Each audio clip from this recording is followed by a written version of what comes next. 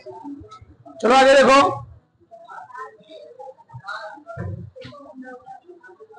हम सब पढ़ रहे थे तरंग प्रकाशिकी, ठीक, वेव ऑप्टिक्स।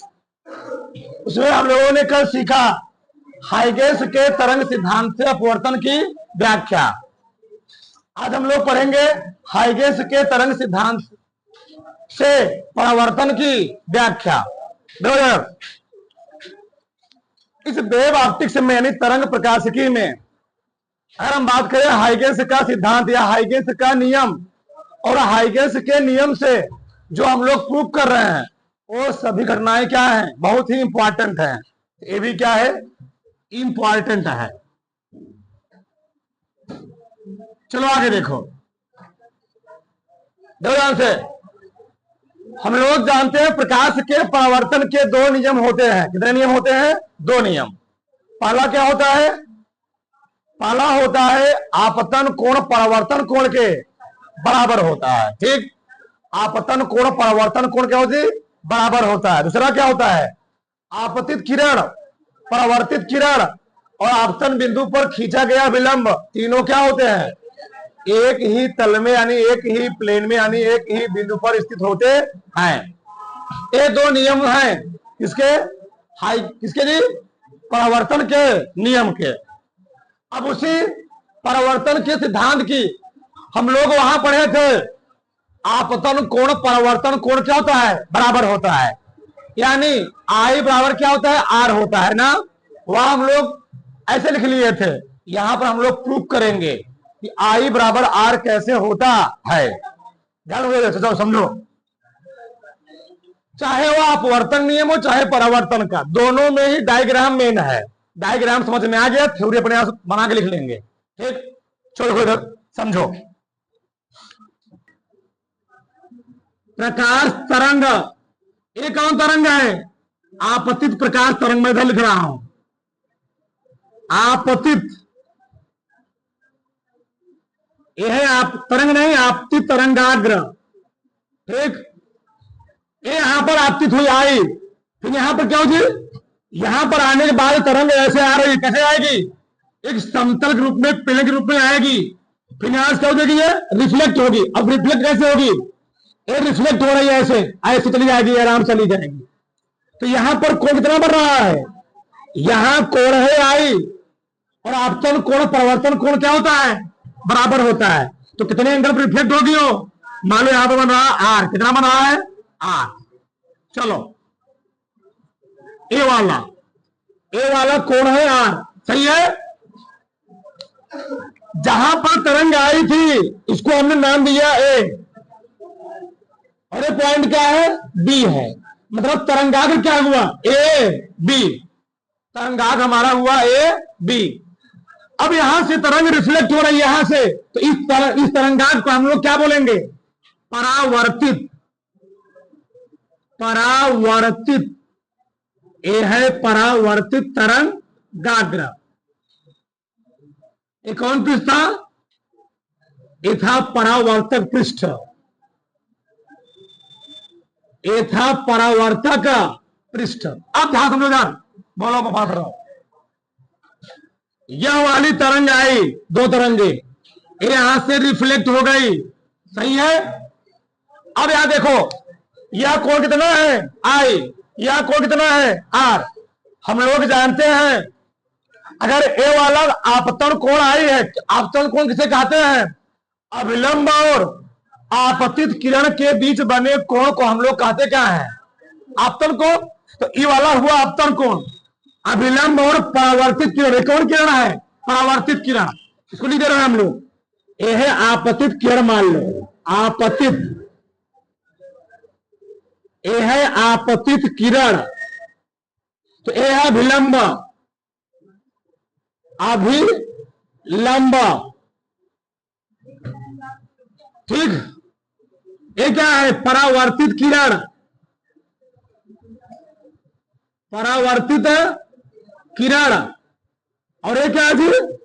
अभिलंब। अभिलंब। तो परावर्तित किरण और अभिलंब के बीच बने कोण हम लोग कहते क्या है? परावर्तन कोण। दिखाते किससे है? आर से। आपतित किरण विलंब के बीच बने कोण हम लोग कहते क्या है? आपतन कोण। दिखाते किससे है? आई से।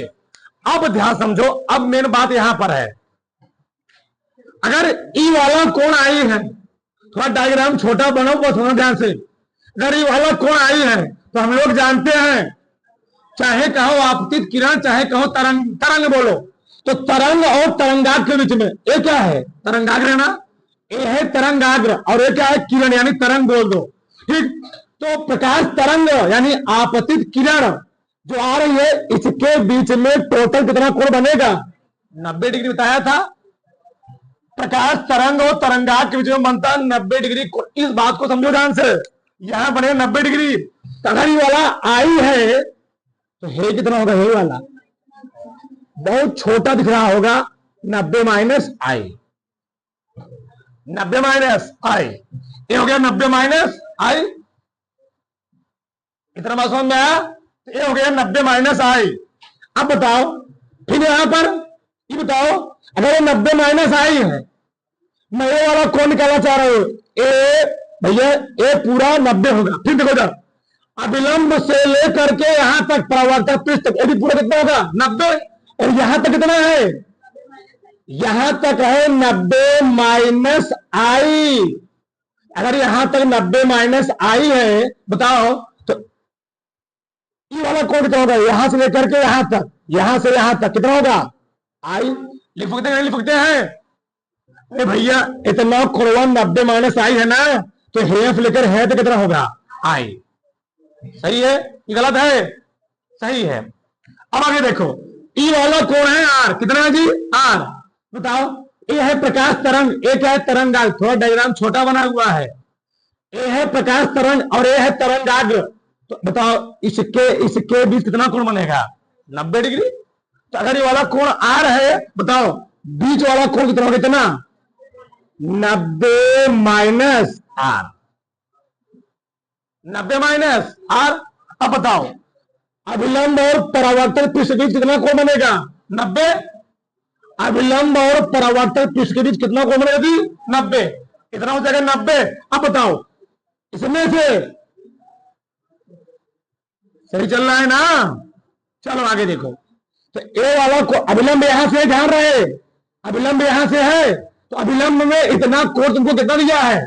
90 माइनस। बताओ तो इतना कोण कितना हो जाएगा? इतना हो जाएगा, दिख रहा होगा भले छोटा, फिर ए कोण इस कोण क्या होगा? बराबर, और ए वाला कोण इस कोण क्या होगा? बराबर। ठीक, तो ए मैंने पॉइंट मान लिया सी, ए पॉइंट मान लिया मैंने डी, तो हमको मिले दो त्रिभुज। एक त्रिभुज क्या मिला? ए सी बी, दूसरा क्या मिला? ए सी डी। सही है? यहां तक किसी कोई डाउट? चलो आगे देखो, फिर से समझो डायग्राम, फिर समझो डायग्राम मेन ही है। मान लो बहुत दूरी से दो प्रकाश तरंगे आ रही थी, और जब बहुत दूरी से प्रकाश तरंगे आती है तो समतल रूप में क्या होती है? वो समतल के रूप में, समतल रूप में कंपन करते हुए यहां पर आई, आपतित हुई। कहां पर? पॉइंट ए पर। पॉइंट ए पर जब यह तरंग पॉइंट ए पर पहुंची, तो अभी तरंग नंबर 2 पॉइंट कहां पहुंची थी? बी पर। क्यों? इसकी लंबाई ज्यादा, इसकी लंबाई क्या होगी? कम होगी, तो बताया था। इस तरंग की लंबाई कम, इस तरंग की लंबाई क्या है? ज्यादा होगी। जब पॉइंट ए तरंग जब पॉइंट पहली वाली जब पॉइंट ए पर पहुंच रही होगी, तो तरंग नंबर 2 वाली कहां पहुंच रही होगी? बी पर। तो हमने ए और बी को मिला दिया, तो ए और बी को मिलाने से हमको मिला एक रेखा, उसको हम लोग क्या बोलेंगे? तरंगाग्र। एक कौन तरंगाग्र है? आपतित तरंगा। कौन सी? ना इसको लिखा हूं, नहीं लिखा हूं, नहीं लिखा, लिख दे रहा हूं यहां पर। चलो, ये है आपतित, ऊपर लिखा हूं ना, तो ये चीज आ रही है, ऊपर लिखा गया, सही है। ये कौन तरंगाग्र हुई? आपतित तरंगाग्र हुई। सही है? अब दो यहां पर, अब जब यह तरंग, पहली तरंग, जब पहली वाली तरंग बिंदु ए से लौट रही होगी उसी माध्यम में, तो तरंग नंबर 2 बी से कहां जा रही होगी? सी तक। जब तरंग नंबर 1 पॉइंट ए से, बिंदु ए से लौट रही होगी, तो तरंग नंबर 2 अभी बी से कहां जा रही होगी? सी तक जा रही होगी। तो यह वाली तरंग जा रही है, इधर लौट रही है, और यह वाली तरंग कहां जा रही है, बी से सी तक। तो प्रश्न उठता है कि ए वाली तरंग जो लौटेगी वह कितना दूरी तय करेगी, कितना दूरी तय करेगी। तो प्रॉब्लम क्या है, क्योंकि दोनों तरंगे एक ही मीडियम में संतरित हो रही हैं। अपवर्तन वाले में एक मिला था विलयन, दूसरा वाला क्या था, सहन में, तो वहां पर दूरी अलग अलग था। लेकिन यहां पर जो परावर्तन किसमें होता है, एक ही मीडियम में होता है, चाहे वह विरल में हो चाहे किसमें हो, सहन में। तो परावर्तन क्योंकि विरल में ही हो रहा है, तो जितना ए वाली तरंगवा अगर उसी टाइम में यह वाली तरंग बी से सीधे जा रही है और वही वाली तरंग ए से कहां जा रही है, डी तक, तो हम लोग क्या करेंगे, बी से सी तक दूरी प्रकार में भर लेंगे, बी पर रखेंगे नोक और सी पर क्या करेंगे, पेंसिल रख के क्या करेंगे, यहां रखेंगे, इतना लंबाई नाप लेंगे और लंबाई नाप करके लंबा कहां रखेंगे, प्रकार डिवाइडर रखेंगे ए पर, और ए पर कहां करेंगे, काट लेंगे। किताब में छपा हुआ ध्यान रहे, ऐसे चाप काटा हुआ, चाप कौन हुआ, क्योंकि दोनों तरंगे एक ही मीडियम में जा रही हैं। जब तरंग, मैंने क्या बोला, जब तरंग बिंदु ए से लौट रही होगी, डी की ओर जा रही होगी, उतने ही टाइम में बी वाली तरंग बी से कहां जा रही होगी, सी तक। तो हमने बी से सी दूरी चाप में भर लिया और चाप में भर करके ए से क्या किया, काट लिया। इसका काटने का मतलब यह है, जितना दूरी बी से सी तक होगी उतना दूरी ए से डी तक होगी। तो कौन कौन दूरी मिले हमको, A B C, A C D. अगर तुम देखोगे, बहुत ध्यान देकर, यह तरंगाग्र, यह तरंग, यहां कोण कितना, तुम बताओ, यहां कोण बनेगा 90 डिग्री, कितना बनेगा जी, यहां कोण बनेगा 90 डिग्री। फिर यह है तरंग, और ये क्या है, तरंगाग्र, यहां भी कोण कितना बनेगा, 90 डिग्री। सही है। अब मैं इसकी व्याख्या करता हूं, इसको हम दो तरीके प्रूफ करेंगे। हम प्रूफ क्या करेंगे इसमें, हम लोग पढ़े परावर्तन व्याख्या। परावर्तन व्याख्या में पहला नियम क्या था, मान लो पहले नहीं था, मान लो आपतित किरण, मान ले रहा हूं मैं, आपतित किरण, परावर्तित किरण, आपतित किरण, परावर्तित किरण और आपतन बिंदु पर खींचा गया विलंब, तीनों क्या है, एक ही। अब कुछ मिला कहेंगे आपतित किरणवा हेया है, परावर्तित किरणवा हेया है, अभिलंबवा हेया है। महाराज प्लेन तो एक ही है, अलग अलग प्लेन है, प्लेन एक ही है, एक ही प्लेन है, एक ही प्लेन पर आपतन हो रहा है, एक ही प्लेन से परावर्तन हो रहा है, और एक ही प्लेन पर क्या है, अभिलंब है। भले बड़ा है लेकिन प्लेन क्या है, एक ही, अलग अलग प्लेन है। हमने दो प्लेन नहीं लिया है, और चाहे प्रकाश तरंग यहां पर आए और यहां पर लौटे, प्लेन तो एक ही हुआ, प्लेन तो एक ही हुआ ना। तो आपतित किरण, चाहे प्रकाश यहां लौट जाए, परावर्तित किरण और आपतन बिंदु पर खींचा गया विलंब, तीनों क्या होते हैं, एक ही प्लेन पर होते हैं। और चाहे आए यहां जाए यहां से, प्लेन तो क्या है, प्लेन एक ही है। इस चीज समझो, प्लेन हमारा एक ही है, वही मैं बात कर रहा हूं यहां पर। तो पहला नियम सर्टिफाई हो रहा नहीं हो रहा है। अब दूसरा नियम क्या है, आई आर के बराबर होता है, यही प्रूफ करना, यही प्रूफ कर दिए तो हाइगेंस के तरंग सिद्धांत से क्या हो जाएगी, परिवर्तन की व्याख्या हो जाएगी। सही है। अब देखो ना, चलो समझो, लिखते हैं, जितने समय में तरंग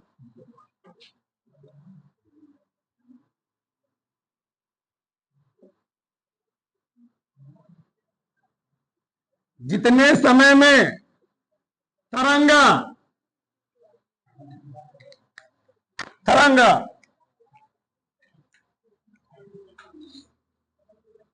बिंदु, लिखना होता भी, बिंदु बी से सी तक, सी तक दूरी तय करती है,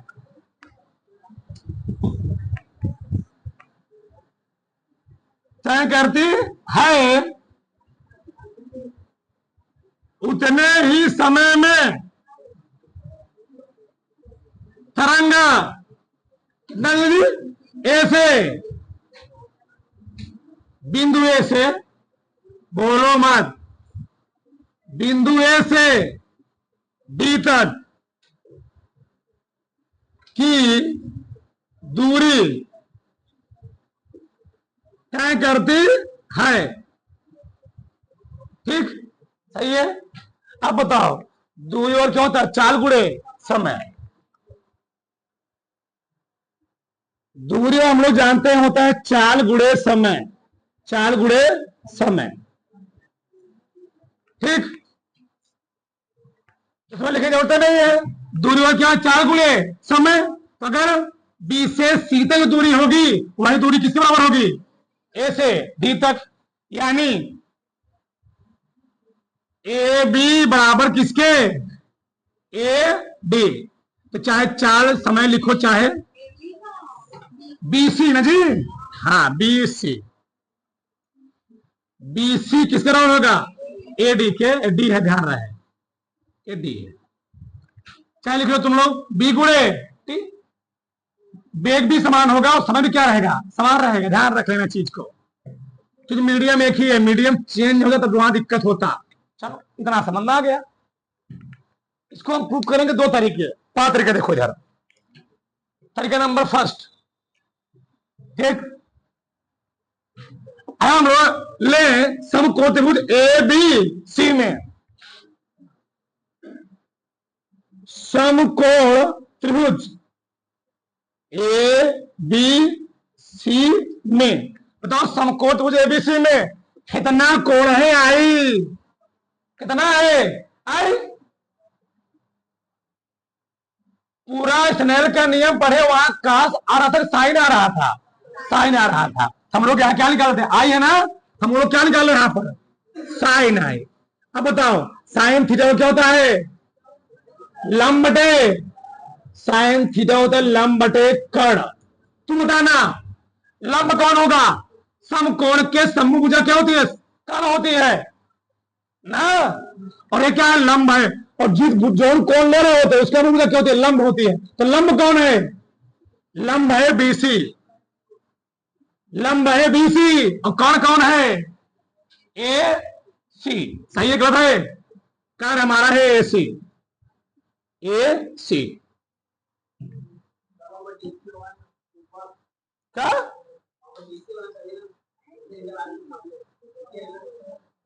अगला कहा कोणवा इतना नहीं है, इतना कोणवा है बच्चा, इसमें समझा रहा था, हेयस में कोणवा से लिखा हुआ कोणवा है, यही मैं समझा, चिल्ला चिल्ला समझाया अभी।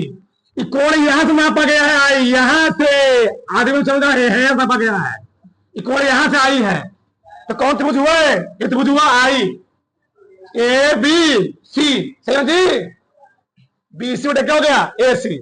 आगे देखो समकोण त्रिभुज, वही मैं समझाने का प्रयास कर रहा हूं, एडी सी में।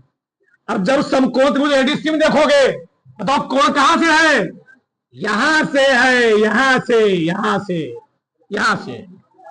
बताओ क्या लिखोगे, साइन आ बराबर लंब बटे कर्ण। बताओ अब लंब कौन है, कोण के समभुजा क्या होती है, लंब, लंब कौन है, लंब है एडी, और कर्ण कौन है, एसी। अगर 1% किसी कोई डाउट हो बताओ, अब एक तरीका सिद्ध करें, तरीका वो सिद्ध करेंगे, सही है ना। हमको सिद्ध करना है कि आपतन कोण परिवर्तन कोण क्या होता है, चाहे हम भाग दे दें चाहे भाग ना दे, दो तरीके हमारे पास हैं। चलो मान लो है समीकरण नंबर क्या है, 1 मिनट, चलो छोड़ो इसको जाने दो, एक थोड़ा चेंज करो यहां पर, साइन आर बराबर, ये तुम बताओ, मैं लिख रहा हूं यहीं पर, अरे भैया बीसी किसके बराबर है, तो क्या मैं एडी के स्थान बीसी नहीं लिखता हूं, तो एडी के स्थान कर दिया, बीसी बटे क्या गया, एस। इसको मान लो समीकरण नंबर 2, इसको मान लो 3, समीकरण 2 और 3 तुलना करो, ए भी बीसी अपान एसी, ए भी क्या है, बीसी अपान एसी। तो समीकरण 1 और समीकरण 2 से तुलना करने पर, से तुलना 1% डाउट हो पूछने के लिए फ्री हो, 1% दिक्कत हो, हमने बोला मेन डायग्राम है, तो तुलना करोगे तो ए भी बीसी अपान एसी है, ए भी बीसी अपान, कट जाएगा ना, तुलना करें तो बराबर होते क्या होते हैं, चलो गए क्या बचा, साइन आई बराबर साइन आर। साइन है, साइन साइन क्या हो गया, आई बराबर, आई क्या है, आई है आपतन कोण, आई क्या है, आर क्या है, परावर्तन कोण। यही तो दूसरा मान लो, यही दूसरा नियम है नहीं है, प्रूफ हो गया ना। तो हाइगेंस के तरंग सिद्धांत से परावर्तन की व्याख्या हुई। ये तो वो एक तरीका। दूसरा तरीका देखो, इससे भी सरल और सरल थोड़ा। हम 9th के लेवल चल रहे हैं, तो सब 10th के लेवल पर, 10th का था, अच्छा थोड़ा 9th के लेवल पर देखो यार। हमारे पास बन रहे हैं दो समकोण त्रिभुज, समकोण त्रिभुज, समकोण त्रिभुज ए बी सी। इस सेकंड मेथड ध्यान रहे, लिखे ना पर सेकंड विधि हो चुका है यार।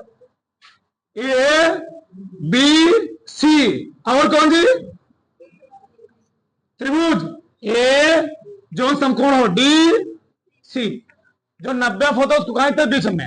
अब देखो यार, अगर हमको किसी त्रिभुज, तुम लोग जानते हो, कक्षा में पढ़े हो 9 में, अगर हम किसी दो त्रिभुज को सर्वांग सम सिद्ध कर दें, उस त्रिभुज का प्रत्येक कोण, प्रत्येक भुजा क्या होती है, दूसरे के बराबर। फिर से, अगर किसी त्रिभुज को समरूप सिद्ध करना हो तो किन्हीं दो भुजाओं का रेशियो क्या होना चाहिए, बराबर होना चाहिए। या दो कोण बराबर कर दो तो त्रिभुज क्या हो जाएगा, समरूप हो जाएगा। लेकिन हमको किसी त्रिभुज को सर्वांग सम, सर्व अंग सम, सभी अंग बराबर, यानी अगर हमको किसी त्रिभुज को सर्वांग सम सिद्ध करना हो तो कोई 3 भुजा निकाल दो, कोई 2 कोण एक भुजा निकाल दो, कोई 2 भुजा एक कोण निकाल दो, तो वह त्रिभुज आपस में क्या होते हैं, सर्वांग सम। यानी सर्वांग सम के लिए हमको कितने चीज चाहिए, 3 चीज। ठीक, देखो जरा पहला क्या मिला, पहला मिल रहा है ए सी, इस त्रिभुज में भी है ए बी सी और ए सी, ए डी सी में है कि नहीं है, तो ए सी भुजा दोनों क्या है, उभय निष्ठ। सही गलत, जितना ए सी होगा तुरंत सी होगा, ठीक है। तो ए सी बराबर ए सी, ये तुम्हारा मान के लिख लो सी ए, ये क्या है, उभय निष्ठ, उभय निष्ठ, सही है ना। ई वाला कोण 90, ये वाला कोण कितना, ई वाला बन रहा है ए बी सी में, ई वाला बन रहा है ए डी, तो मैं लिख रहा हूं कोण ए बी सी बराबर कोण ए डी, क्या, प्रत्येक समकोण, प्रत्येक समकोण। किताब में यही दिया गया है, ठीक, ये तरीका है समकोण। आगे देखो, बस एक चीज और चाहिए, और तुम लोग जान रहे हो कौन चीज है वो, कौन, जितना दूरी बी से सी तक होगा उतना दूरी, मतलब बी से सी तक चली गई दूरी, ए से डी तक चली गई दूरी क्या है, क्योंकि मैंने बी से सी को चाप कहां काटा हुआ है, ए से, तो ए बी बराबर होगा किसके, सी डी ना, AD, AD, A D, B C बराबर, बी सी बराबर, बी सी बराबर क्या हो गया, ए डी। तो मैं यहां दिखा सकते थे बराबर क्या है, बी गुणे टी, सही है ना, हो गया। कौन नियम हुआ, भुजा कोण, भू को भू, पढ़े होगा 9 में, भुजा कोण भुजा, अतः भुजा, अतः भू को भू नियमानुसार दो त्रिभुज क्या होगा जी, त्रिभुज ए बी सी सर्वांग सम चिन्ह है, ठीक, ऐसे होता है त्रिभुज ए डी सी। और कोई दो त्रिभुज सर्वांग सम सिद्ध हो जाए तो उसकी ए भुजा इसके बराबर, ए भुजा, ए भुजा इसके बराबर, ए भुजा खुद के बराबर, ए कोण इसके बराबर, ए कोण, सब भुजा सब कोण क्या हो गया, यानी आई किसके बराबर, यानी आई बराबर हो गया आर। ये प्रूफ करना, फिर समझा देंगे, कहोगे फटाक से।